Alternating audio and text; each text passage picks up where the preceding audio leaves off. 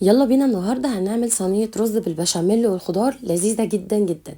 لو عندك رز باقي او رز انت كنتي طبخاه قبل كده ومش عارفة تعملي بيه ايه، هنعمل بيه الوصفة دي. طعمها لذيذ جدا يا جماعة، وحطينا فيها كل الحشوات او كل البواقي اللي عندك في التلاجة. يلا بينا اعملي لايك وشير، وما تنسيش تشتركي في القناة وتفعلي الجرس. يلا هنحضرها سوا وهنلمي بيها كل البواقي، واوعي تزعلي تاني. بص يا ست الكل، اول حاجه انا بجيب بوق على نار عاليه، وكان عندي ربع كيلو من اللحمه المعصجاها جاهزه. حطيتها كده وسبتها تفك، ونزلت عليها بشويه من البسله والجزر، وكان عندي فلفل احمر قطعته مكعبات وشويه من المشروم. قلبت كله مع بعضه كده لغايه ما دبلوا كده وخلاص دخلوا في التسويه. ونزلت بقى وظبطت الملح والفلفل. كده الخضار عندي جاهز. بعدين بنزل عليهم معلقه كبيره من الصلصه ورشه من السكر.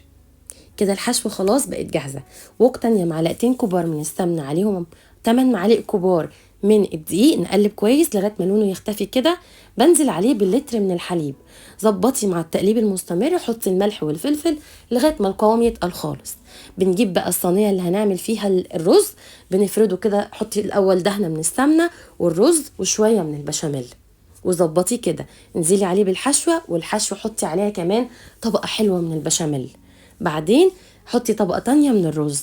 كده خلاص بندخله الفرن بقى ياخد لون من تحت ومن فوق. وصفة النهاردة خلصت، بالهنا والشفا مقدمة. باي باي.